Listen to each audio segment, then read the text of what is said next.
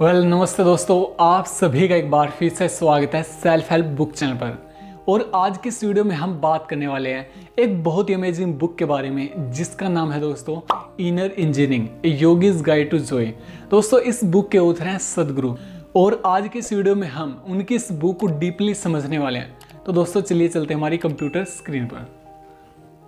2016 में लिखी inner engineering नाम की इस किताब को पढ़ करके आप अपनी लाइफ के अंदर सच्चे सुख और शांति को प्राप्त करने के रास्ते के बारे में जान सकते हैं। दोस्तों इस किताब में दिए गए लेसन्स के माध्यम से लेखक जग्गी वासुदेव, जिन्हें अक्सर हम सदगुरु के नाम से भी जानते हैं, वो ये संदेश देना चाहते हैं कि जिस खुशी को हम बाहरी वस्तुओं में ढूंढते रहते हैं वो असल में हमारे अंदर ही होती है। बस ज़रूरत है तो दोस्तों अपनी अंतरात्मा में झांक कर उसे प्राप्त करने की। जग्गी वासुदेव वो एक भारतीय योगी हैं जिन्होंने ईसा फाउंडेशन की स्थापना की है जो दुनिया भर में योग का प्रचार करते हैं। दोस्तों सदगुरु एक आत्मज्ञानी योगी, दिव्य दृष्टि लेखक, कवि और एक अंतर्राष्ट्रीय ख्याति प्राप्त वक्ता हैं। अन्य योगियों की तरह उन्होंने अपने जीवन में वैराग्य को अपनाने की बजाय उन्होंने आध्यात्मिकता के मार्ग पर चल करके जीवन में सुख और शांति प्राप्त करने के मार्ग को चुना। उन्होंने कई लोगों के जीवन में आध्यात्मिकता का प्रकाश फैलाया। उन्हें भारत के 50 सबसे ज़्यादा प्रभावशाली लोगों की सूची में शामिल किया जा चुका है। सदगुरु कई प्रमुख अंतर्राष्ट्रीय मंचों पर जैसे संयुक्त राष्ट्र संघ, विश्व आर्थिक मंच, UK house of Lord, Ted talks etcetera और भी बहुत सारे अंतर्राष्ट्रीय मंचों पर प्रभावशाली वक्ता के रूप में हिस्सा ले चुके हैं। उनका जन्म 3 सितंबर 1957 में हुआ था। उनके पिता इंडियन रेलवे में काम करते थे और वो अक्सर अपने पिता के साथ एक जगह से दूसरी जगह जाते थे, जिसके कारण उन्हें यात्रा रोमांच से प्यार हो गया था और इनके मन में चीज़ों के बारे में जानने की जिज्ञासा पैदा हुई। एक बच्चे के रूप में उन्हें प्रकृति से बहुत ज़्यादा प्यार था और वो अक्सर घर के पास के जंगलों में भाग जाते थे और घंटों तक जंगल में बैठे रहते थे। कभी कभी तो दिन भर जंगल में ही रहते थे। एक युवा के रूप में उन्हें एक मोटरसाइकिल से प्यार हो गया था और उन्होंने मोटरसाइकिल पर देश के विभिन्न हिस्सों की यात्रा की और अपने उन्हीं अनुभवों को उन्होंने इस बुक के अंदर साझा किया है। दोस्तों आगे हम बात करते हैं कि हमें ये किताब क्यों पढ़नी चाहिए। इस भाग दौड़ से भरी दुनिया के अंदर हर व्यक्ति इतना उलझा हुआ है कि खुद के अंदर झांकने की उसे फुर्सत ही नहीं है। जितने उलझे हम खुद हैं उससे भी कहीं ज़्यादा उलझे हैं हमारे विचार, जिसके कारण से आज के समय में मानसिक शांति और सुख प्राप्त करना बहुत कठिन हो गया है। यूँ तो आजकल योग मानसिक शांति प्राप्त करने के लिए बहुत प्रचलित हो गया है, लेकिन फिर भी ज़्यादातर लोगों के लिए योग मात्र शारीरिक तंदुरुस्ती प्राप्त करने का एक जरिया है। लेकिन योगी कहते हैं कि योग बस एक शारीरिक तंदुरुस्ती का जरिया नहीं है, बल्कि इससे हम मानसिक शांति और आंतरिक खुशी भी प्राप्त कर सकते हैं। इस किताब के जरिए योगी ने ज्ञान उदय के उन रहस्य को उजागर किया है जो कि इस आधुनिकता से भरी हुई दुनिया में कहीं खो सी गई है। इस वीडियो समरी को देखने के बाद आपको आंतरिक शांति, सुख और संतोष को प्राप्त करने का मार्गदर्शन मिलेगा। अगर आप अपने जीवन के गहन सत्यों को जानना चाहते हैं, अगर आप सफलता की ऊंचाइयों को छू करके भी जीवन में असंतुष्टि का सामना कर रहे हैं, अगर आप एक नास्तिक व्यक्ति हैं दोस्तों जो आध्यात्मिकता को एक मौका देना चाहते हैं, तो ये वीडियो समरी आपके लिए है। इस वीडियो समरी में आप सीखेंगे कि क्यों आपको अपने खान पान का विशेष ध्यान रखना चाहिए, किस पर्वत की ऊंचाई पर पहुंच करके आप आध्यात्मिकता के नए आयाम को छू सकते हैं और अपने अंदर आनंद और उत्साह का निर्माण कर सकते हैं। दोस्तों आगे इस किताब में सदगुरु कभी न खत्म होने वाली संतुष्टि का स्रोत हमारे अंदर ही छुपा है उसके बारे में बताते हैं। इस प्रतियोगिता से भरे हुए जीवन में हमें अक्सर देखने को मिलता है कि कई लोग सफलता की बुलंदियों पर बैठ करके भी खुश और संतोष का अनुभव नहीं कर पाते। तो आखिर ऐसी क्या वजह है जो वो सफल होने के बाद भी उस सफलता की खुशी नहीं मना पाते? ऐसा इसलिए है क्योंकि खुद को भुला करके सफलता की ओर ध्यान देना कारगर तो है, लेकिन कुछ ही समय के लिए, क्योंकि जिस सफलता की चाह में हम अपने आप को भुला देते हैं उसे हासिल करने के बाद हमें यह एहसास होता है कि इसके लिए हमने क्या कुछ खो दिया है। इस बात को समझने के लिए भारत में एक कहानी बहुत ज़्यादा प्रचलित है। लेखक ने भी अपनी इस किताब में उस कहानी का विवरण किया है। कहानी इस तरह से है दोस्तों कि एक बार एक पक्षी ने बैल से कहा कि मेरे पंख कमजोर हो गए हैं, अब मैं पेड़ पर बैठ करके प्राकृतिक नज़ारों का आनंद नहीं ले सकता। बैल ने उसकी समस्या का समाधान करते हुए कहा कि तुम मेरे गोबर को रोज थोड़ा थोड़ा खा लिया करो, इससे तुम्हें ताकत मिलेगी और तुम उड़ सकोगे। चिड़िया ने ऐसा ही किया और बैल द्वारा बताया गया तरीका काम कर गया और वो उड़ करके पेड़ पर बैठ गई। उसकी चहचहाने की आवाज़ सुन करके किसान का ध्यान उसकी ओर गया। इतने तंदुरुस्त और रसीले पक्षी को देखकर उसने उसे मार करके खा लिया। ठीक ऐसा ही इंसानों के साथ भी होता है दोस्तों। कामयाबी को पाने के लिए कभी कभी हम किसी भी हद तक चले जाते हैं, लेकिन उसका नतीजा हमेशा अच्छा नहीं होता। सच्चे संतोष को पाने के लिए हमें दुनिया को अपनी अंतरात्मा के नज़रिए से देखने की कोशिश करनी चाहिए, लेकिन अक्सर लोग दुनिया को बाहरी नज़रिए से देखते हैं और इसी बाहरी दुनिया में अपनी खुशियों को तलाशते रहते हैं। उदाहरण के लिए सदगुरु कहते हैं कि जब हम कोई किताब पढ़ते हैं तो ज़्यादातर लोगों के हिसाब से वो किताब हमारे हाथ में होती है, लेकिन असल में तो किताब पर जो रोशनी पड़ती है वो आपकी आंखों में प्रतिबिंब बना रही होती है। तो जो किताब आप पढ़ रहे होते हैं वो आपके अंदर ही है। लेखक कहते हैं कि इस सिद्धांत को समझना बहुत ज़्यादा ज़रूरी है कि सच्ची खुशियाँ और संतोष तो हमारे अंदर ही बसा है दोस्तों। और आगे सदगुरु हमें बताते हैं कि हम अपनी लाइफ के अनुभवों को अपने हिसाब से नया मोड़ दे सकते हैं, क्योंकि हमारी सोच और हमारी भावनाएं हमारे द्वारा ही संचालित होती हैं। आपने कभी इस बात पर गौर किया है कि क्यों कभी किसी को गले लगाने से हमें सुकून मिलता है और वहीं दूसरी ओर किसी के गले लगाने पर हमें घुटन महसूस होती है। लेखक कहते हैं कि दोनों ही सूरतों में काम एक ही है, लेकिन भावनाएं और सोच अलग अलग हैं।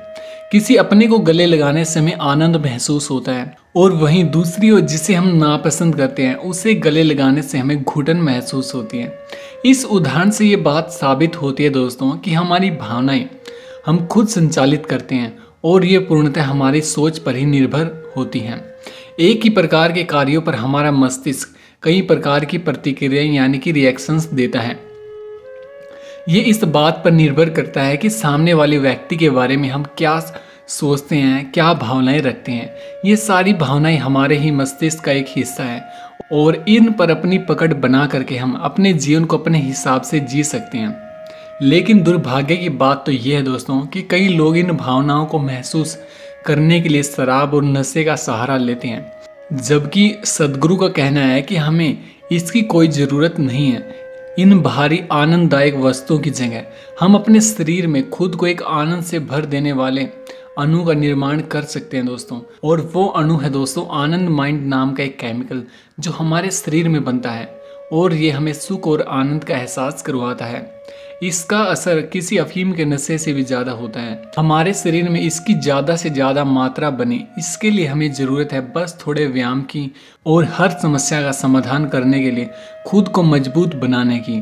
जैसे कि जब भी हमें कोई बड़ा कठिन काम मिले या फिर आप किसी समस्या में फंस जाएं, तो खुद को ये एहसास दिलाए कि सब कुछ ठीक हो जाएगा और आप ये काम आसानी से कर सकते हैं। हमारे देश के योगियों और साधुओं ने इसी अणु को ध्यान और साधना के जरिए अपने अंदर बनाने में महारत हासिल कर ली है, इसलिए वो असीम सुख और संतुष्टि का आनंद लेते हैं। और आगे सदगुरु हमें बताते हैं कि ज़्यादातर लोग भावनाओं में बह करके जीवन के रास्तों का चुनाव करते हैं, जबकि इन रास्तों का चुनाव हमें पूरे होशो हवास में करना चाहिए। ज़्यादातर लोगों की आदत होती है कि जो बात उन्हें दर्द और दुख की अनुभूति करवाती है वो उसको खुद ही भुलाना नहीं चाहते और उसकी कहानी को बार बार अपने दिमाग में दोहराते हैं। जैसे कि अगर किसी के साथ हमारा कोई रिलेशनशिप टूट जाता है तो हम महीनों और बरसों तक उसे याद करके खुद को दुख देते रहते हैं। कई लोगों की तो ऐसी आदत ही होती है कि उनके दिमाग में बस जिंदगी की दर्द भरी कहानियाँ ही चलती रहती हैं, जबकि लाइफ के प्रति हमारा नज़रिया पॉजिटिव होना चाहिए। अपने अतीत की घटनाओं को भुलाकर नहीं राह अपनाना ही जिंदगी है। लेखक कहते हैं कि बुरे अतीत से अपना आज बुरा करने से अच्छा है कि उससे प्रेरणा ले करके अपना कल अच्छा करें। लेखक ने बताया कि वो एक ऐसी लड़की को जानते हैं जिसने अपने जीवन के कड़वे अतीत से बहुत कुछ सीखा और संतोष प्राप्ति की राह पर चल पड़ी। उस लड़की और उसके भाई को नाइजीरिया की सेना ने दूसरे विश्व युद्ध के समय उसके परिवार से अलग कर दिया था। वो लोग उसे रेलवे स्टेशन पर ले गए और ट्रेन में बैठने के लिए कहा। इसी दौरान उसके भाई ने खेलते हुए अपना एक जूता गुम कर दिया। गुस्से में उसने अपने भाई को खूब मारा और खूब बुरा भला कहा। लेकिन वो आखिरी दिन था जब उसने अपने भाई को देखा। बाद में तो बस उसके मरने की खबर आई। इस सदमे से टूटकर बिखरने के बजाय उसने ये सीखा कि जीवन बहुत छोटा है। क्या पता कब आप किसी से आखिरी बार मिल रहे हों, इसलिए सबसे मुस्कुरा कर मिलें ताकि बाद में पछतावा ना हो। इस सीख ने उस लड़की की लाइफ को पूरी तरह से बदल दिया। इस बदलाव से उसे आंतरिक संतोष की अनुभूति हुई। उसके बाद सदगुरु हमें बताते हैं कि हमारी जिम्मेदारियां हमारी आज़ादी को और भी ज़्यादा बढ़ा देती हैं। जब हम जिम्मेदारियों के बारे में सोचते हैं तो हमारे मन में सबसे पहले ये बात आती है कि जिम्मेदारियां हमें बंधनों में बांध देती हैं। इसीलिए लोग जिम्मेदारियां उठाने से डरते हैं। लेकिन इसके विपरीत सदगुरु कहते हैं कि जिम्मेदारियां तो हमारे जीवन में विकल्पों को बढ़ा देती हैं। इसके उदाहरण स्वरूप समझाने के लिए सदगुरु कहते हैं कि मान लीजिए आपको विश्व भ्रमण पर जाना है और आप अकेले बिना किसी जिम्मेदारी के हैं, तो आपके पास एक ही विकल्प है। लेकिन अगर आपके ऊपर पूरे परिवार की जिम्मेदारी हो तो आपके पास ढेर सारे विकल्प हैं। जैसे आप उन्हें भी अपने साथ ले जा सकते हैं या उनके साथ ही घर पर रुक सकते हैं या फिर अकेले जा सकते हैं। तो आपके सामने इतने सारे विकल्पों में से किसी एक विकल्प को चुनने की आज़ादी है। जिम्मेदारियों से पीछा छुड़ाने से अच्छा है उन्हें निभाना सीखना, क्योंकि ज़रूरी नहीं है कि जिम्मेदारियां आपके बोझ को बढ़ाएं, बल्कि जिम्मेदारियों के होने से व्यक्ति ज़्यादा अनुशासित और सही निर्णय ले सकता है। जीवन की सच्ची पहचान जिम्मेदारियों से ही होती है और बिना जिम्मेदारी के जीवन दिशाहीन हो जाता है। जिम्मेदारियों को निभाने की बात सिर्फ परिवार तक ही सीमित नहीं रहती, बल्कि देश और समाज के प्रति भी हमारी जिम्मेदारियां होती हैं। जब देश के किसी कोने में कोई तूफान या फिर बाढ़ जैसी प्राकृतिक आपदा आ जाए तो हाथ पर हाथ रख कर बैठने की बजाय हमें कोशिश करनी चाहिए और उन लोगों की मदद करने के तरीकों को ढूंढना चाहिए। अगर आप पूरे जतन से कोशिश करने के बाद भी मदद का जरिया नहीं ढूंढ पाते तो भी कम से कम आपके दिल में कोशिश करने का सुकून तो रहेगा। इसीलिए लेखक कहते हैं कि जिम्मेदारियों को निभाने के प्रयास में जितनी थकान होती है उससे ज़्यादा कहीं सुकून उन्हें निभाकर संतुष्ट होने में मिलता है। दोस्तों आगे सदगुरु हमें बताते हैं कि ज्ञान उदय के लिए शरीर, दिमाग, भावनाएं और ऊर्जा एक ही दिशा में काम करने वाली होनी चाहिए। दोस्तों जिस प्रकार जीवन के कई क्षेत्रों में टीम वर्क का होना जरूरी है, उसी प्रकार से हमारे शरीर में भी सभी अंगों का एक साथ मिल करके काम करना बहुत जरूरी है, ताकि हमारे शरीर में सभी कार्य सुचारू रूप से चल सकें। इसीलिए सदगुरु का कहना है कि ज्ञान प्राप्ति के लिए हमारे शरीर, ऊर्जा, भावनाएं और हमारे मस्तिष्क का एक ही दिशा में मिल करके काम करना जरूरी है, क्योंकि इन सब के संगम से जो ऊर्जा उत्पन्न होगी वही हमें सच्चे ज्ञान की ओर ले जाएगी। इस बात को और भी ज़्यादा सरल तरीके से समझाने के लिए हमारे भारतीय साहित्य में एक कथा प्रचलित है। इस कथा के अनुसार एक बार 4 योगियों का एक समूह किसी वन से गुजर रहा था। उनमें से एक शारीरिक योग में विश्वास रखता था, दूसरा अंतरात्मा और मस्तिष्क की शक्ति में, तीसरा शरीर में बसे योग चक्रों की शक्ति को सबसे ऊपर समझता था। वहीं चौथे को ये लगता था कि अपनी भावनाओं पर विजय पाना ही सबसे जरूरी है। सब अपने अपने रास्ते को ज्ञान पाने का एकमात्र रास्ता मानते थे। वो वन से गुजर रहे थे कि अचानक तेज बारिश और तूफान आ गया। उन्होंने एक पुराने मंदिर में शरण ली। वो मंदिर बहुत पुराना था, उसमें दीवारें नहीं थी, इसलिए तूफान से खुद को बचाने के लिए उन चारों ने भगवान की मूर्ति के पास इकट्ठे होकर के एक दूसरे का हाथ थाम लिया। तभी अचानक वहाँ भगवान स्वयं प्रकट हो गए। उन्हें देख योगियों को आश्चर्य हुआ कि हम सारा जीवन आपकी उपासना करते रहे, तब आपने दर्शन नहीं दिए, तो आज कैसे प्रभु? भगवान मुस्कुराए और बोले, आज तुमने चारों शक्तियों का मिलान कर दिया। जब मन, शरीर, भावनाएं, ऊर्जा इन सभी का मिलन होता है तभी सच्ची भक्ति और ज्ञान का मार्ग खुलता है। इस कहानी से प्रेरणा लेते हुए हम भी जीवन में इन 4 आवश्यक तत्वों को एक ही दिशा में कार्य करने के लिए अनुकूल बना सकते हैं। सदगुरु कहते हैं कि इनमें से एक ने भी अगर संतुलन खोया तो आप अपने मार्ग से भटक सकते हैं। अगले सबक में हम जानेंगे कि हम कैसे इन चारों का संतुलन योगा के जरिए बना सकते हैं। हमारा शरीर असीम शक्ति और संभावनाओं का केंद्र है, क्योंकि ये धरती और ब्रह्मांड का एक हिस्सा है दोस्तों। इस बात को समझना बहुत ज़्यादा मुश्किल है कि हम धरती का ही एक हिस्सा हैं। जब हम माँ की कोख में एक भ्रूण के रूप में आए थे, तब भी माँ के खाने से ही हमें जीवन मिला था और वो खाना धरती माँ का ही दिया हुआ था।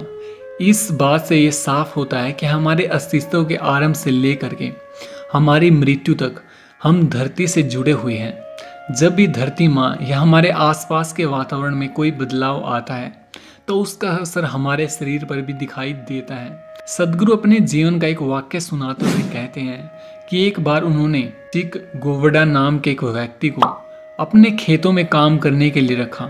वो गूंगा और बहरा था, लेकिन बहुत ज़्यादा मेहनती था। एक बार उसने काम करते हुए अचानक काम करना बंद कर दिया, सब सामान इकट्ठा करना शुरू कर दिया। सदगुरु के पूछने पर उसने बताया कि बारिश आने वाली है। सदगुरु हैरान हुए कि इतने साफ मौसम में भी बारिश, लेकिन उसकी बात मानते हुए सदगुरु ने काम बंद कर दिया। बस कुछ ही देर के बाद सच में बारिश की झड़ी लग गई।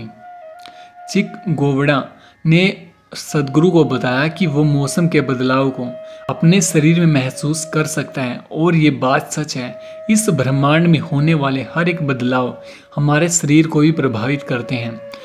सदगुरु का कहना है कि चिक गोवड़ा की तरह हम भी अपने शरीर के ऐसे बदलावों को महसूस करने का प्रशिक्षण दे सकते हैं। आगे सदगुरु हमें बताते हैं कि हमारा बौद्धिक ज्ञान कई बार जीवन के सच्चे अर्थ को समझने में बाधक बन जाता है। ये सच है कि विज्ञान ने इंसान के जीवन को बहुत से तोहफों से नवाजा है, लेकिन एक सच ये भी है कि विज्ञान कई बार हमारी आंखों पर ज्ञान की एक ऐसी चादर डाल देता है कि कुछ आध्यात्मिक सच्चाइयों को समझना हमारे लिए कठिन हो जाता है।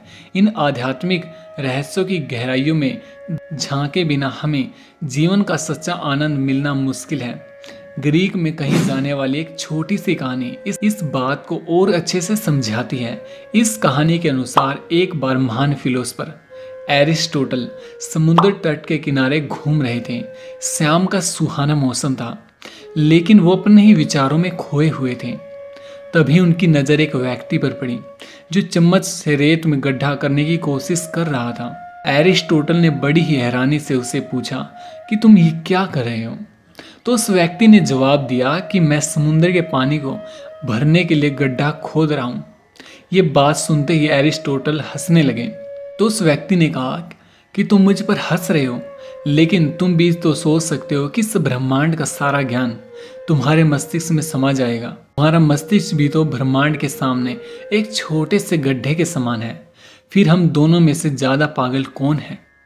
एरिस्टोटल ये बात सुनकर हैरान रह गए।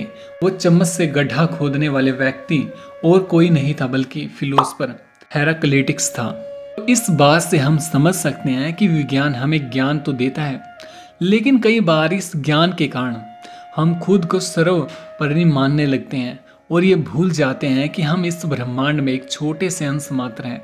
जब तक हम खुद को ब्रह्मांड का एक हिस्सा मानकर नहीं चलेंगे, तब तक हम जीवन में सच्ची खुशियां प्राप्त नहीं कर सकते। आगे सदगुरु हमें बताते हैं कि कई स्थान आध्यात्मिक ऊर्जा का स्रोत होते हैं, जहां जा करके हम अपने आध्यात्मिक सफर की शुरुआत कर सकते हैं। कई लोग आध्यात्मिकता के ज्ञान को एक गुप्त मार्ग की तरह मानते हैं, लेकिन ऐसा नहीं है। इस मार्ग पर कोई भी चल सकता है, बस जरूरत है तो दृढ़ निश्चय और विश्वास की। लेखक के अनुसार ऐसे कई स्थान हैं जो कि ऊर्जा के स्रोत की तरह होते हैं। वहां जा करके हम अपने आध्यात्मिकता के सफर की शुरुआत कर सकते हैं। इस पृथ्वी पर कई ऐसे स्थान हैं जहां पर योगियों और महापुरुषों ने अपने अंतिम दिन बिताए हैं। वहां के वातावरण में आज भी उनकी शक्तियां और ऊर्जा का प्रवाह महसूस होता है। ऐसी एक जगह है तिब्बत में स्थित कैलाश पर्वत, जहाँ की फिजाओं में एक अजीब सी आध्यात्मिक शक्ति महसूस होती है। ऐसे स्थानों पर जा करके हम अपनी ऊर्जा, शरीर और इंद्रियों का सही संतुलन बना सकते हैं। अपने आप को दुनिया की भीड़ से अलग इस पृथ्वी के हिस्से के रूप में महसूस करते हुए हम इस सफर की शुरुआत कर सकते हैं। सदगुरु कहते हैं कि इन स्थानों पर रहस्यमय ऊर्जा का प्रवाह होता है, जो कि न सिर्फ हमारे आध्यात्मिकता को बढ़ाता है बल्कि हमारे ज्ञान और स्वास्थ्य में भी बढ़ोतरी करता है। लेखक ने अपने जीवन का एक वाक्य सुनाते हुए कहा कि कैसे कैलाश यात्रा ने उनकी सेहत में सुधार किया। बात सन 2007 की है, जब बिगड़ती सेहत के कारण सदगुरु अस्पताल में भर्ती हुए थे और उसके बाद डॉक्टर ने कहा कि उन्हें कैंसर, मलेरिया और थायराइड एक साथ हो गया है। सदगुरु इससे निजात पाने के लिए कैलाश चले गए। वहां पहुंचने के कुछ ही दिनों बाद उनकी सेहत में सुधार आने लगा। इसलिए सदगुरु कहते हैं कि हम भी ऐसे किसी स्थान पर जा करके अपने शरीर का संतुलन बना करके अध्यात्म को पा सकते हैं। सदगुरु इस पुस्तक के सार में हमें बताते हैं कि जीवन की सच्ची खुशी और उमंग हमारे अंदर ही बसी है। यह हम पर निर्भर करता है कि हम अपनी जीवन को कैसे मोड़ देते हैं। चाहे तो हम खुद को खुश रख सकते हैं या फिर दर्द की तारों को बार बार छेड़ करके दुखी भी हो सकते हैं। अपने शरीर, मस्तिष्क और ऊर्जा को नियंत्रित करके और आध्यात्मिक सतलों के दर्शन से हम आंतरिक सुख और शांति प्राप्त कर सकते हैं। दोस्तों, सदगुरु हमें बताते हैं कि हमें अपने खाने को पूरा स्वाद लेकर के खाना चाहिए। जीवन में शांति के लिए सबसे जरूरी है वर्तमान में जीना। इसके लिए सबसे अच्छा तरीका है कि खाते वक्त आप अपने खाने का पूरा स्वाद लेकर के खाएं। अपने मुंह से आ रहे स्वाद और फ्लेवर को महसूस करें। अपने पहले प्यार या फिर ऑफिस में काम करने वालों या फिर कुछ भविष्य या भूतकाल की बातों को छोड़कर आपका पूरा ध्यान बस खाने में होना चाहिए।